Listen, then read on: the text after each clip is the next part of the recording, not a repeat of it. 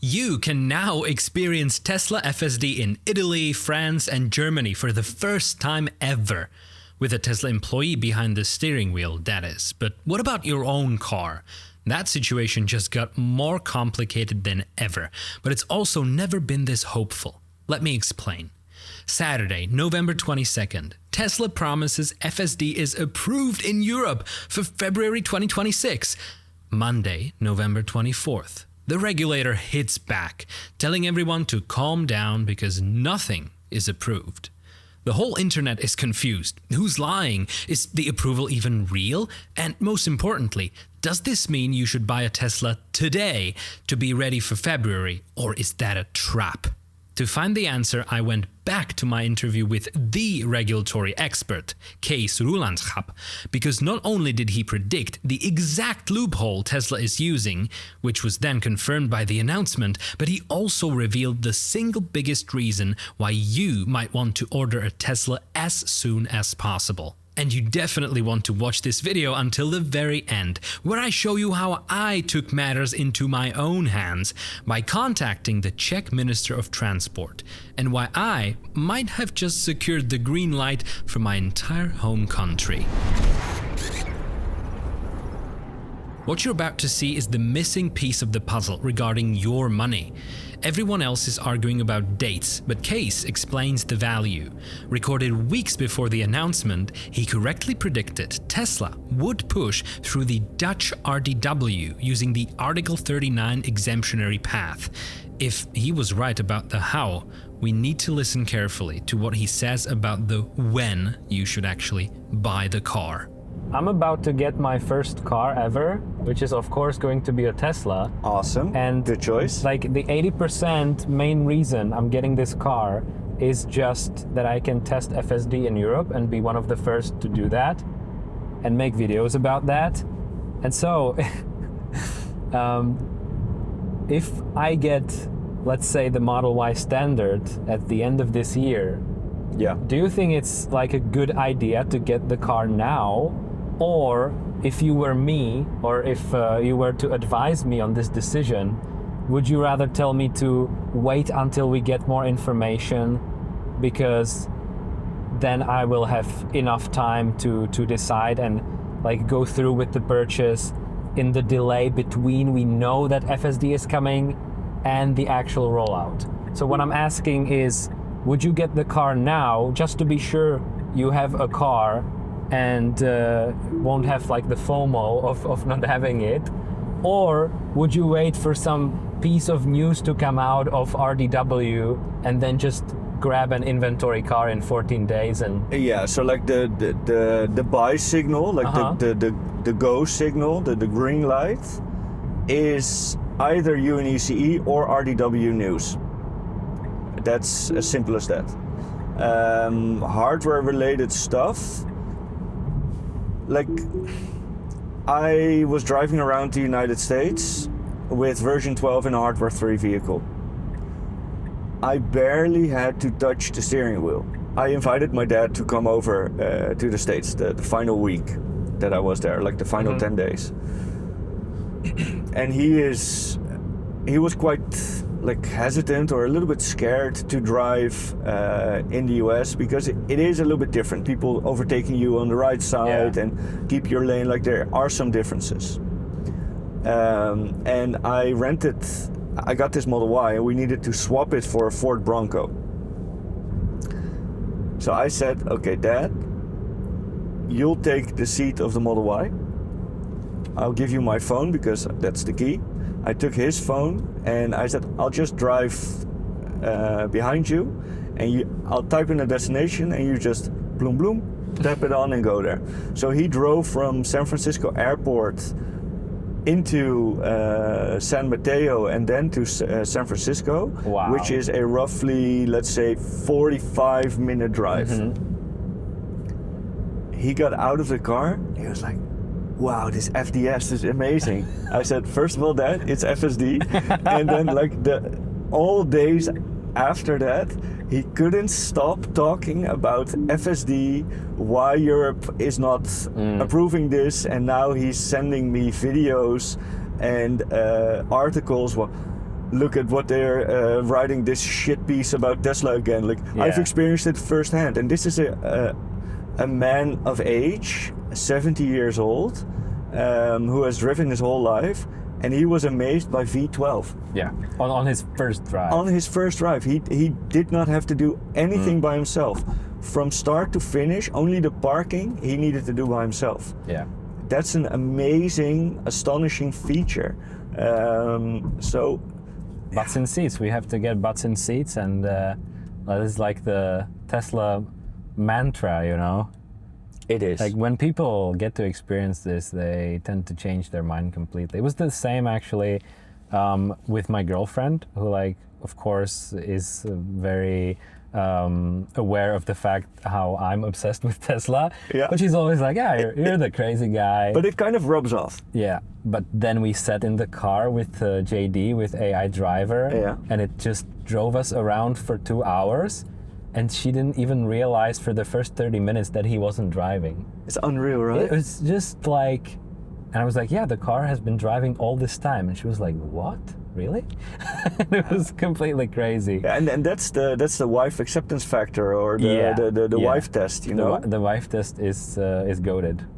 It really is, and it also, like, it didn't really change my mind, because I've seen so many videos before same having here. tried FSD for the first time.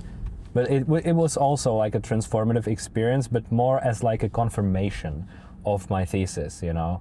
It was like knowing that it's not all just a fairy tale, that it's not something that Elon just made up to pump the stock, you know. No, That you it's need like to a experience it yourself. real miracle in the form of life-saving software happening. It just works. And my first experience with FSD was in November, late October, early November 2022, with V10.69, of course. Of course. That's super early. That Yeah, is that's still like a super little early. rough around the edges. Super rough. that time. But still, like, for then, like, it was a super innovative Yeah. piece of software that was unsafe at a lot of times, but already a high level of comfort, and it takes away the strain of driving and paying attention to everything around you.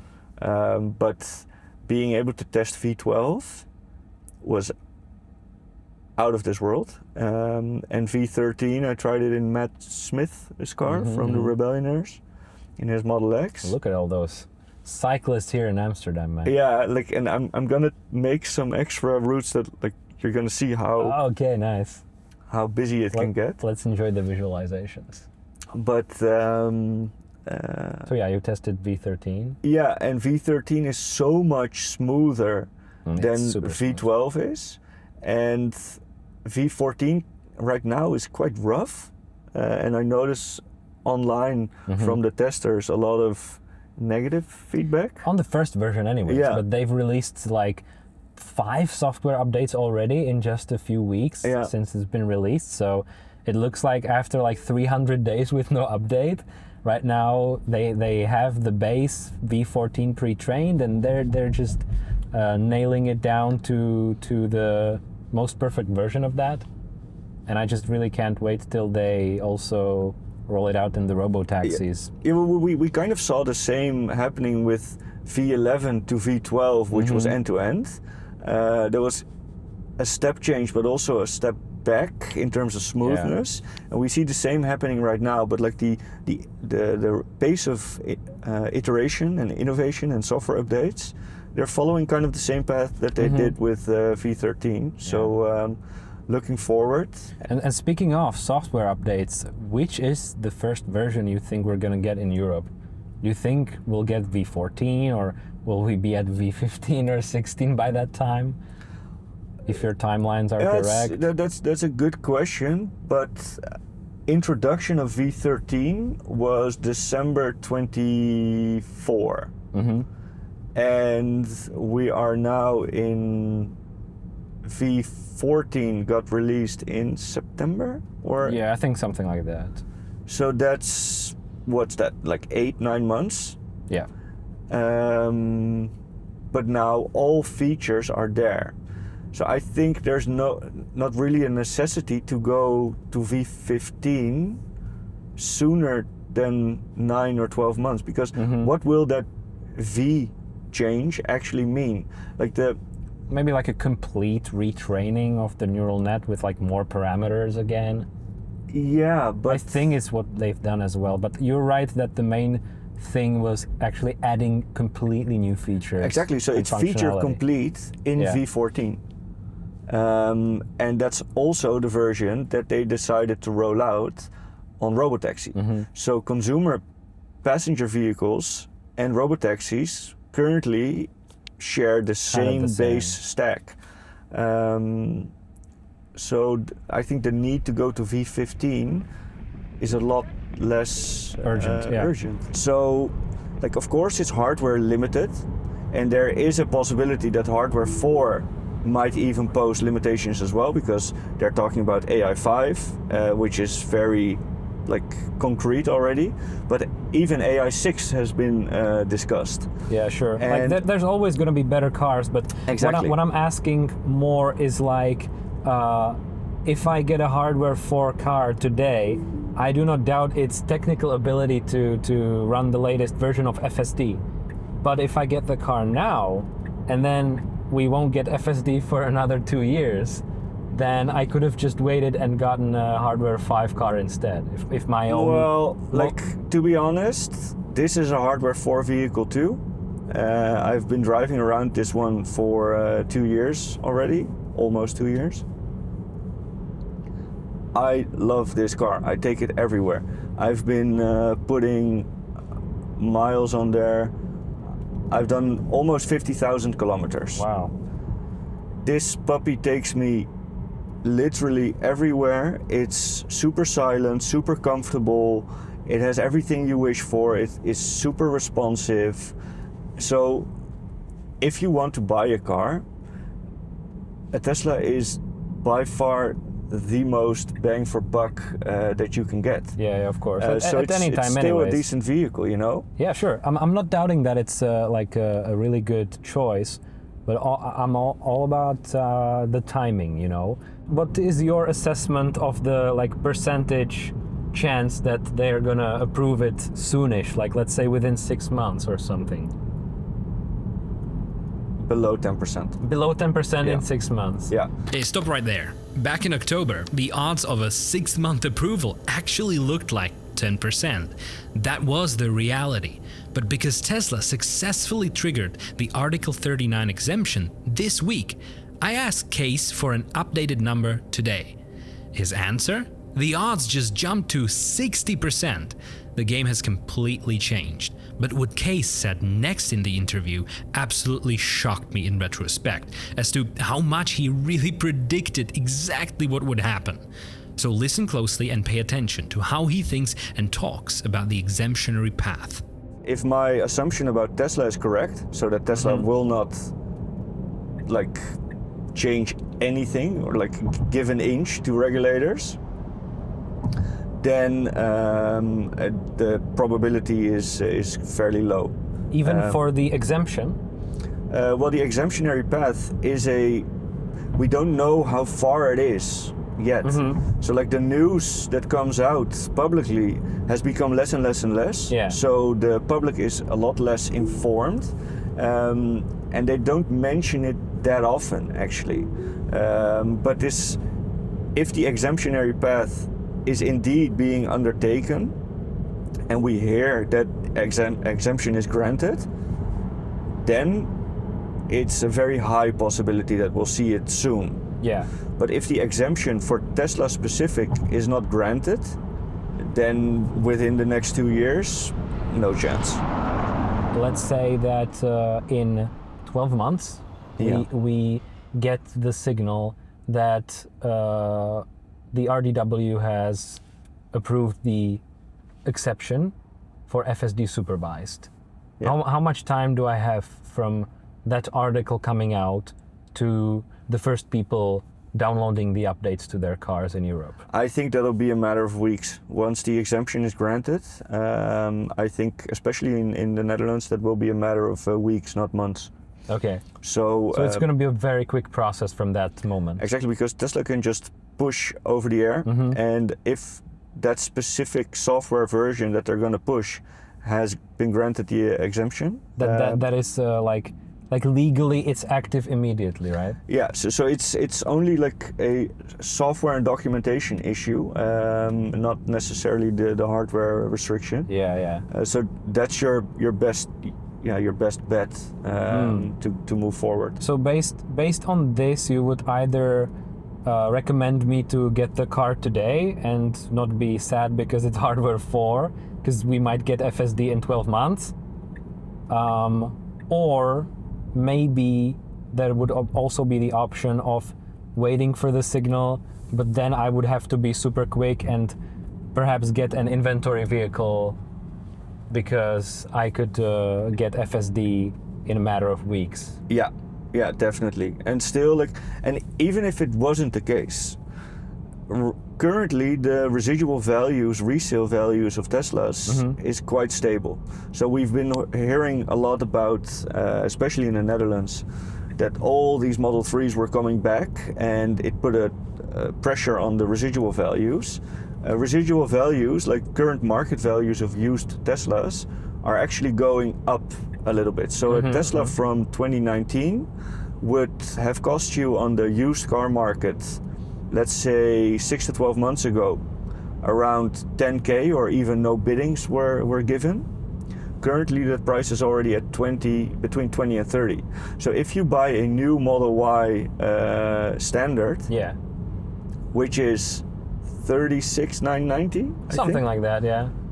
That's only 7K more expensive than a 5 or 6 year old Model 3 is. And it does give you the new hardware, newer suspension, solid build quality. So it's still a super good choice to buy it. And let's say the hardware limitation is there. In 2 years' time, you can trade it in without necessarily losing a lot of money in terms of depreciation, and buy yourself the vehicle with the correct hardware. Yeah, that's true. This is the key point. The car is holding value. So if you decide to pull the trigger now to be ready for the February rollout, do not leave money on the table. Use my referral link in the description or the pinned comment. You get 1,000 kilometers of free supercharging or a massive discount on the Model S and X. Support the channel, charge for free. Easy. And here's what might be the most critical buying factor of them all. Tesla will keep on offering these FSD transfers until it has received regulatory approval. And so you think we'll see another round of FSD transfers next year as well? Yes, they will keep on offering this because Tesla also knows that they cannot keep getting away with this. Yeah, sure. Because the European car market was one of the first to offer incentives, go full electric. So there's a big clientele or a client base which is pro Tesla, and they purchased FSD for quite a hefty amount, like 7,500 euros. And this is what they get. Yeah, basically nothing over the already stale enhanced autopilot. Only just like stopping at stop signs. Yeah, which isn't even like a nice to have feature, because also at a green light it will stop unless you give it a double tap or press the press the pedal, and it does do the automated lane change. But let's say I would do it, and then I'm halfway. Then it would go back to the original lane. Like it's this. super dangerous what it does. Yeah. You know, so we've been testing that on the channel quite some time as well. So insane. It's I unreal. completely agree. How dangerous they have made it. And it's really frustrating to me that the rules allow this kind of software, you know, which is far more dangerous than what FSD does. Makes no sense. No sense at all. So, the exemption is filed, the odds are up to 60%. But remember, the RDW approval in February only unlocks the Netherlands. To unlock the rest of Europe, we need our local leaders to say yes. So, I didn't wait. I hijacked a post from Martin Kolovratník, the actual Minister of Transport for the Czech Republic. He was criticizing EVs regarding highway permits. I didn't fight him on that. I agreed to pay, and then I immediately pivoted the conversation to FSD. And look at this. To my incredible surprise, he didn't ignore it. On the contrary, he actually promised a report and to open the topic in the Transport Committee immediately. I might have just helped kickstart the approval for the whole Czech Republic. The bottleneck has shifted from Geneva to your local capital. The door is open. Now we walk through. It's all still pretty hard to wrap your head around if you're not deep into the roots of the actual documents and regulations and all of that. But I think you're making it a little bit easier to understand, definitely. And for people who do understand how all those rules work, then I think you're providing like excellent information. Thank you. I would like to recommend everyone follow you on X and also check out your YouTube channel or like the Mr. Green YouTube channel in the video description. Okay, guys, so let us know if you actually listened to this whole conversation, how you liked it, and if you got any information out of it, if you like also this kind of format of videos. And we'll see you when I visit Amsterdam once again. Hopefully the next time I'll visit here, we'll be already driving in a self-driving car. Oof, let's hope that'll be the case. And I would love to welcome you again here in Amsterdam. And I hope the city will treat you well in the coming days. Yeah. Thank you so much again for the conversation, for all the amazing details, and let's meet up some other time. 100%. Glad to have you. Okay, so I think That's all, folks. If you appreciate my work, be sure to subscribe and consider becoming a channel member to be the first in line for high-quality European FSD videos. In fact, here is my historical, world's first self-driving Cybertruck trying to squeeze through the tightest alleys of Prague and the maze we call the Old Town. Click in the middle of your screen to go watch it immediately. It is quite the show.